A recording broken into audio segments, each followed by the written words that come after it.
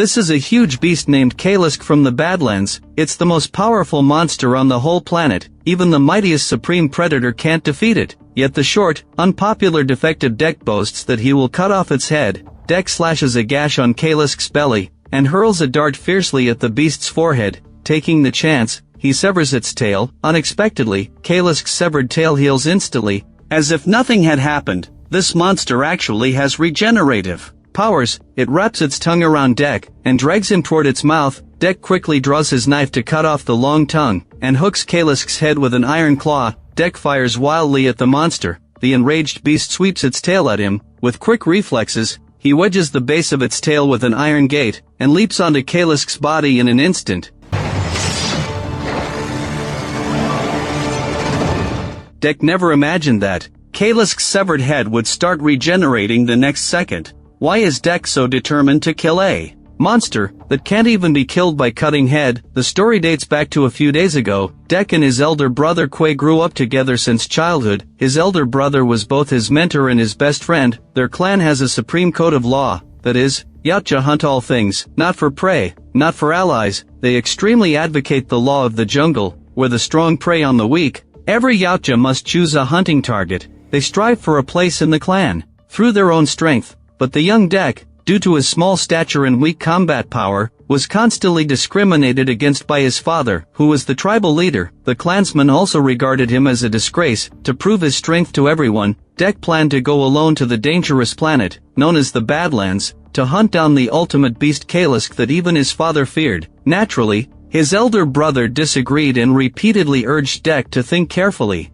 After all, when going out hunting, the loser would surely die. If you can't kill Kalisk, you will die. But Dek insisted on going, and promised his brother that he would never fail. As soon as he finished speaking, their father, the supreme predator, appeared. It turns out he had already assigned Quay a task in advance, that is to completely wipe out the defective Dek, for the glory of the family. Quay begged his father to give his younger brother another chance. Dek said he would bring Kalisk back, but the supreme predator mocked him for overestimating his abilities, and urged his eldest son to act quickly. Quay had no choice but to draw his weapon. Dek could only close his eyes and wait for death, but in the next second, his brother pushed him toward the spaceship, and died tragically at their father's hands. This family tragedy became a turning point in Dek's fate. Filled with grief and anger, he fled in Quay's small spaceship. Unexpectedly, he was hit by a meteorite halfway. Dek jettisoned the escape pod, and crash-landed on Badlands, Gina. He lost almost all his weapons and equipment. Moreover, Dek found that this place was far more terrifying than he had imagined. A hot and humid wilderness bathed in the light of 3 suns. It was covered with poisonous plants and deadly creatures.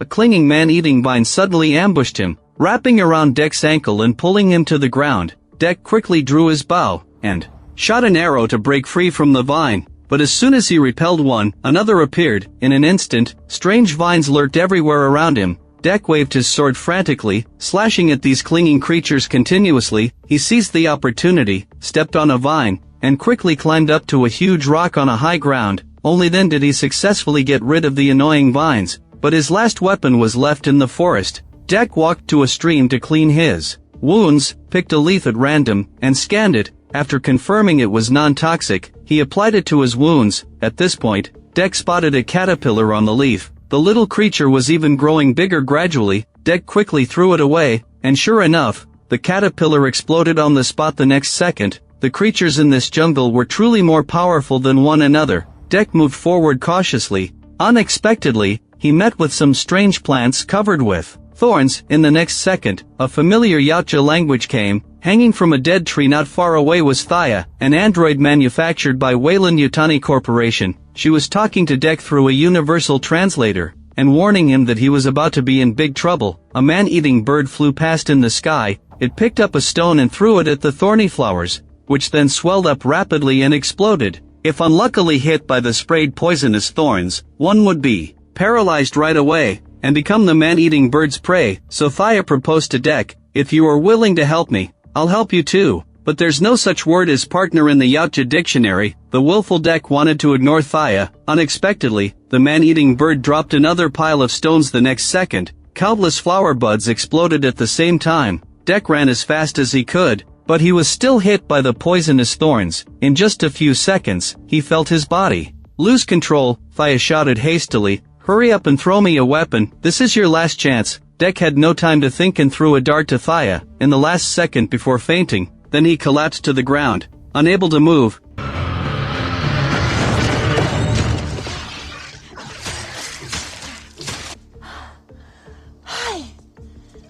Thea used a kind of purple flower to detoxify Dek, but this android actually had no lower body. No wonder she was hanging from the tree trunk. It turned out that Thea's team was sent here by the company to conduct research, but they were attacked by Kalisk, and separated from their teammates. Thea lost her lower body in the battle, and had been trapped on the planet for many days. Although she lacked combat power, she knew the terrain and biological habits like the back of her hand. While Dek possessed powerful hunting skills, he was unfamiliar with the environment, so a cross-species alliance of mutual benefit was formed. Thea would act as the survival guide, and Dek would be responsible for protecting her and helping her get her legs back. The two set off together towards the giant beast's habitat, but Dek simply regarded Thea as a tool.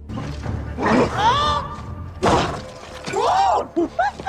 never been thrown before! What a thrill! Thea was a very talkative android. She barely stopped talking along the way, but she was indeed very knowledgeable and recognized all kinds of bizarre creatures. For example, the spray snakes scurrying along both sides of the river could spew highly aggressive gas. Thea threw a handful of sticky insect eggs behind to lure away the hungry spray snakes. Dek's attitude rarely improved. He cut off several vines and tied Thea to his back. This way, he could free his hands to deal with dangers. As night fell, they found an open space to rest. From their conversation, it was learned that Thea's team landed on planet Gina 2 years ago. The whole task force was composed of androids, but only Thea and Tessa were special. They were more sensitive than the other members. This trait allowed them to interpret the creatures on the planet. The company's original intention in designing them was for collaborative work. Therefore, Thea and Tessa shared an unparalleled tacit understanding. Unluckily, after the attack by Kalisk,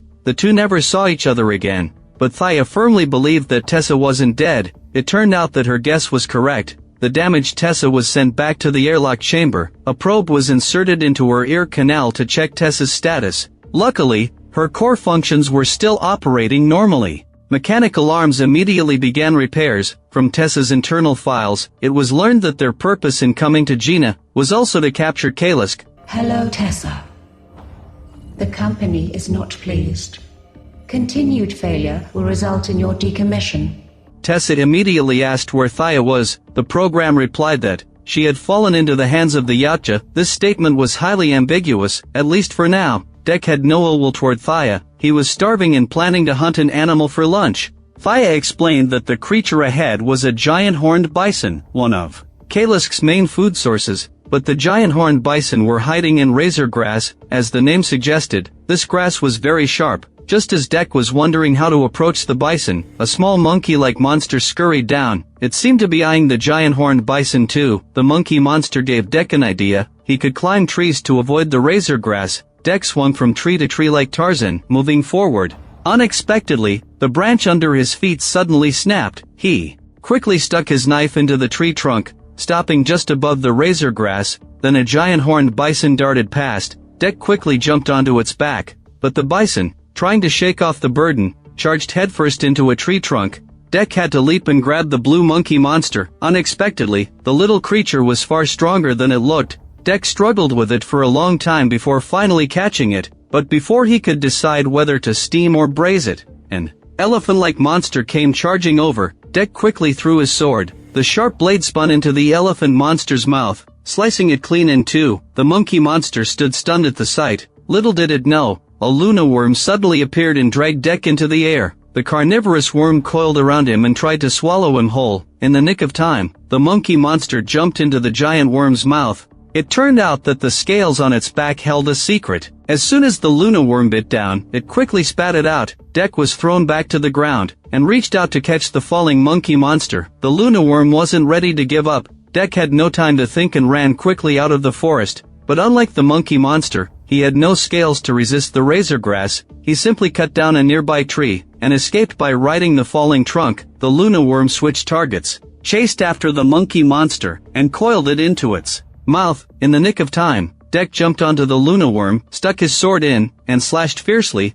he finally took down the giant worm. After this battle, the monkey monster completely idolized Dek. At the same time, the fully repaired Tessa went back to planet Gina with her lackeys. They found Yautja blood in the forest.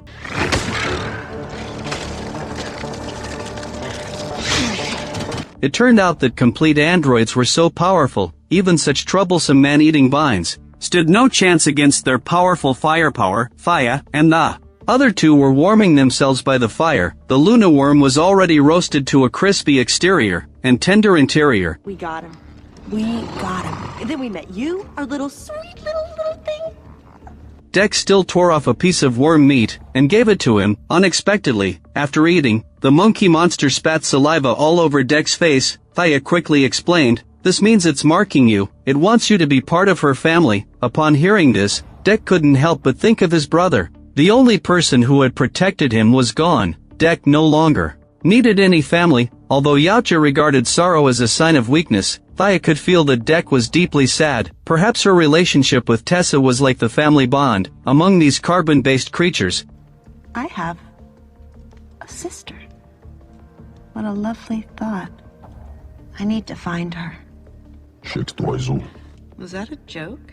After eating, Dek cleaned up the area and prepared to sleep. The monkey monster imitated him nearby, following the boss in everything. When Dek stretched, it stretched too. When Dek drew his sword, it pulled out a firewood stick. The atmosphere was rarely harmonious at this point, but danger was approaching step by step. The android army led by Tessa discovered the crashed spaceship and found a large number of weapons and equipment inside. Tessa gently touched a metal ball, and her finger was instantly frozen. Now Dek had no idea that he was about to fall into the predicament of being besieged by the android army. Thaya hoped that Dek would take the monkey monster with him next. She even gave it a name, Bud, but Dek refused to agree, because Yautja had always hunted alone. The reason he agreed to take Thaya with him was purely to use her as a compass and a tool. Dek left Bud behind and continued on his way. Before long, he found a beast tooth by the waterfall, which seemed to belong to Kalisk. It had probably been drinking by the river not long ago. Dek made a bunch of random guesses and asked Thaya to confirm,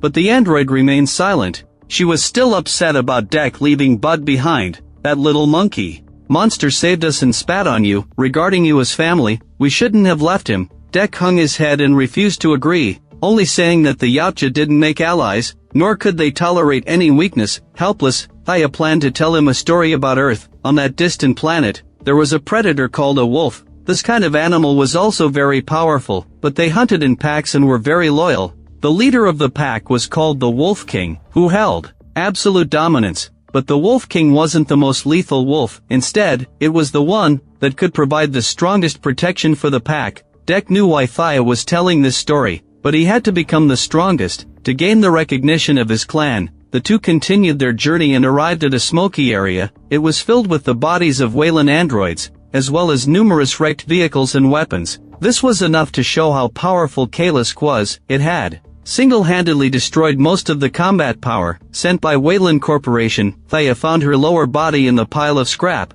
She performed the repair work skillfully, but it would take some time to fully reattach the broken legs. She was grateful for the time spent with Dek, and said she would never forget these days. Dek would also cherish this memory, because today he was determined to hunt Kalisk, officially become a Yautja, and comfort his brother's spirit.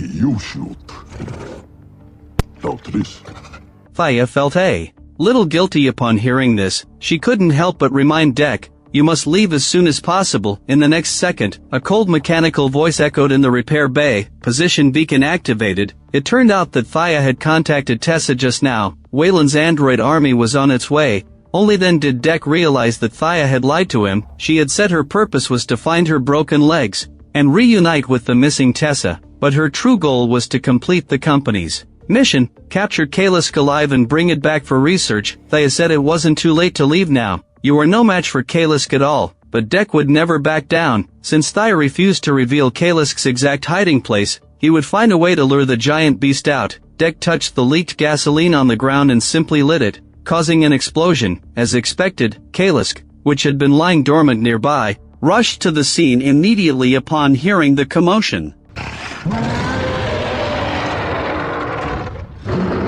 Thaya was very worried about the situation outside, but her legs couldn't move temporarily. Outside, Dek only exchanged one move before his sword was snapped by Kalisk. He quickly pried off an iron door to use as a shield, and charged at Kalisk again. Unexpectedly, the shield in his left hand was knocked away in an instant. Dek slid down to Kalisk's abdomen and slashed a gash there. With a burst of momentum, Dek threw a dart at Kalisk's forehead, and took the chance to sever its tail. After this series of moves, Dek was out of breath from exhaustion, but Kalisk's severed tail grew back in the blink of an eye. It wrapped its thick tail around Dek. At the same time, Thaya had finally almost reattached her lower body. Dek was slammed into the repair bay by Kalisk, breaking her newly welded legs once again. In the next second, Kalisk wrapped its tongue around Dek and dragged him toward its mouth. Dek quickly cut off the long tongue, and fell back to the ground. The battle instantly reached a fever pitch. Anxious, Thaya tried to pick up her broken legs, but accidentally spotted a weapon on the ground. Just as Dek had nowhere to retreat,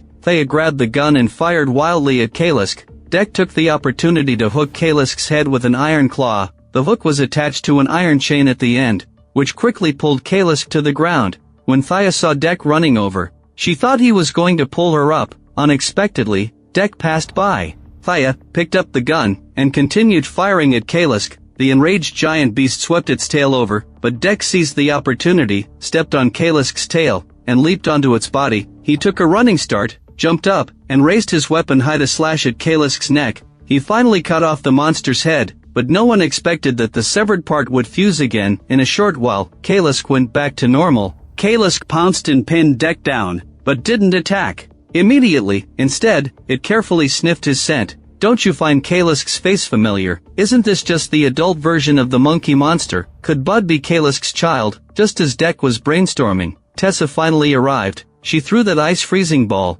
which instantly froze Kalisk. Since one of the giant beast's claws was still pressing on Dek, he was also frozen into an ice block as collateral. It seemed that no combat power could compare to the power of technology. Dek was tied up and taken to Tessa's spaceship. When he woke up, he immediately flew into a rage, and demanded that Tessa let him go. But Tessa not only refused to listen but also said bluntly, "This is the first time I've seen such a short yacha. You actually weren't wiped out by your clan right after birth." The enraged Dek retorted, "What do you think you are? You're just a laborer made by humans to do dirty work. How dare you dictate to me?" It has to be said that both of them had sharp tongues. Tessa ignored Dek and turned to repair the crashed Thaya. When Thaya rebooted, she was overjoyed. She couldn't wait to share what had happened recently with Tessa. She even said that the Yacha were good traveling companions. Unluckily, Tessa had no interest in catching up or chatting. She pointed out that Thaya's previous judgment about Kalisk was correct. This creature has super strong regenerative abilities. Humanity will be very grateful to us. In addition, the higher-ups are also satisfied with the Yacha we accidentally captured. But Thaya didn't want to harm Dek, so she pointed out that the Yacha had no research value. But their technology is indeed very advanced. We can take those weapons and let Dek go. Tessa agreed with Thaya. The Yacha really have no research value, but we need a sample. After saying that, Tessa activated her lackey's instrument. 2 probes pierced into Dek's brain, and released a powerful energy wave, causing Dek to scream in agony. After repeatedly trying to dissuade Tessa to no avail, Thaya directly intervened and turned off the instrument. This is what is asked of us. We can be more than what they ask of us. What can we be? Sisters.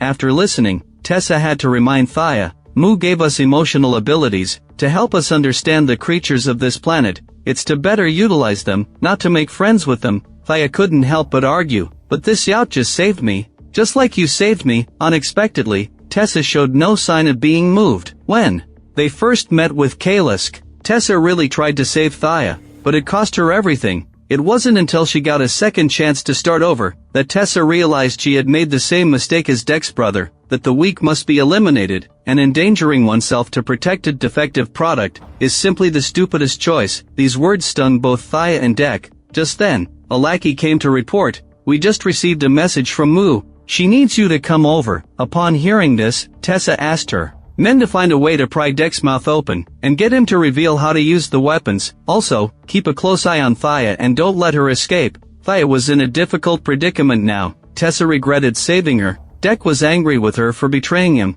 Thaya wanted to beg for forgiveness, but was interrupted by the guard. Why are you speaking the Yautja language? Deck quickly instructed Thaya in Yautja. Tell him you're interrogating me about the weapons. The guard believed it, and even picked up a device from the table, telling Thaya to ask what it was for. Deck lied. This is a map. Unexpectedly, as soon as the guard opened it, he was blown to pieces. Thaya quickly unlocked Deck's restraint suit, and told him to run. By the time Tessa chased over, it was already too late. Deck had already jumped off the spaceship and escaped, tumbling down a cliff. But as we all know, no one dies from falling off a cliff. In movies and TV shows, Deck landed in a desolate, uninhabited area and found his crashed spaceship. He pulled out a high-tech device and sealed his torn wounds. Everything in the spaceship carried Quay's memories, making Deck suddenly realize something. He also wanted to be like his brother, protecting the weak just as Quay had done. So Deck went back to the razor grass. He collected sharp grass blades and other items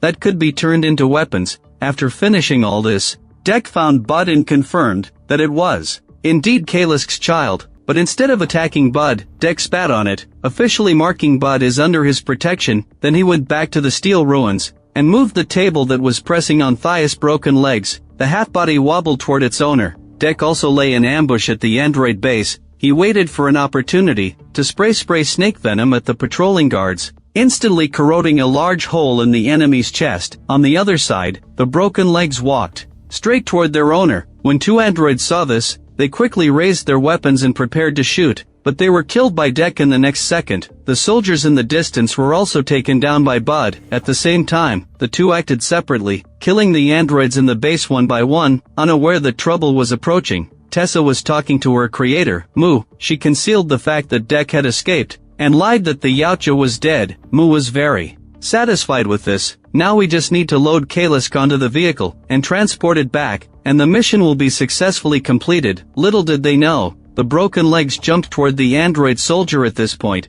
using his biometric information to open the cargo hold and successfully rescue Thaya. Unexpectedly, two patrolling soldiers rushed over upon hearing the noise. Thaya's two body parts played dead at the same time. The patrolling soldiers stepped forward to check.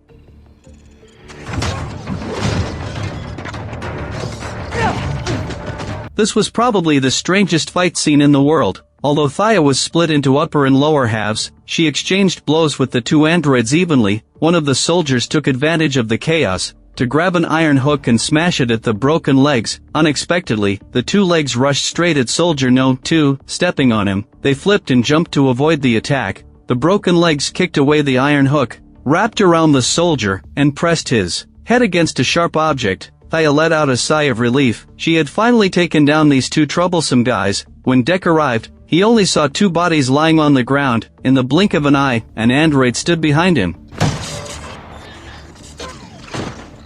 Deck!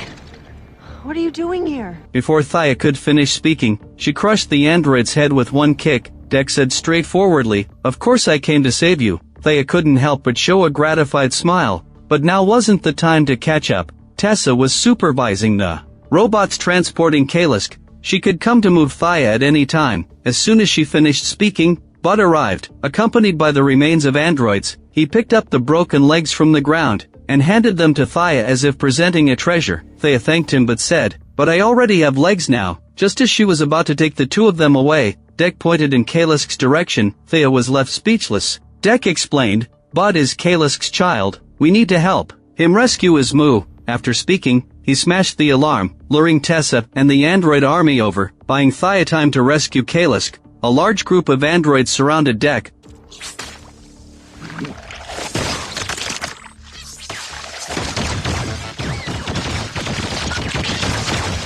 Although the poisonous thorns paralyzed a large number of enemies, but Tessa soon appeared, piloting a large mecha. In the nick of time, the spray snakes rushed over to block the fatal blow for Deck. This scene couldn't help but remind him of his brother's death. Deck roared and charged forward, but the power of this steel giant was no less than that of Kalisk. Winning this fight wouldn't be easy. In just a short while, Deck was knocked flying. He took cover behind an armored vehicle to catch his breath. Tessa chased after him immediately, controlling the mechanical arm to flip the vehicle over, but the ground was empty. No one was there. In the next second, Deck descended from the sky and grabbed Tessa in the driver's seat. Tessa frantically groped for the switch to lower the protective shield, isolating Deck outside. The glass was very strong. There was no way to break it. Just as Tessa was triumphant, Kalisk suddenly charged over. With a running start, it jumped onto the mecha and bit frantically. Tessa quickly raised the chainsaw to slash at Kalisk, then lifted the giant beast with one arm,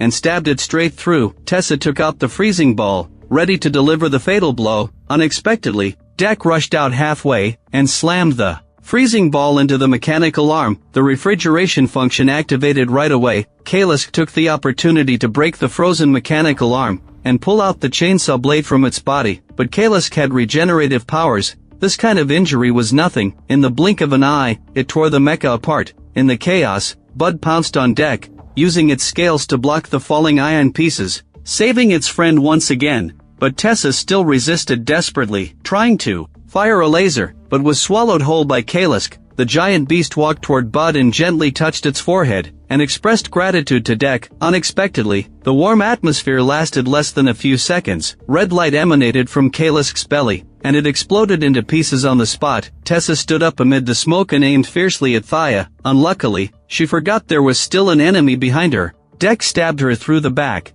Bud tore off Tessa's head to avenge its move. Not long after, Dek went back to his home planet, and threw Tessa's head in front of his father. This was the trophy from his completed hunt. Dek had fulfilled his promise to his brother. Next, he would avenge Quay. At the end of the story, he personally killed his father, and seized the equipment symbolizing the supreme predator. Facing the gathering enemies, Dek would never feel lonely again, for he had found his true family, and would never fight alone again. Movie ends here, as the first installment in the Predator franchise, to feature an alien hunter as the protagonist. Badlands completely subverts the narrative template of humans versus alien hunters. It tells an alien journey about growth, awakening, and rebellion. There are no humans in the whole movie, only two distinct creatures. Thea and Bud help Dek complete his true trial, allowing him to not only prove his strength, but also break free from the cognitive limitations of his clan. As the core of the film expresses, true strength doesn't come from killing, but from the courage to protect and collaborate.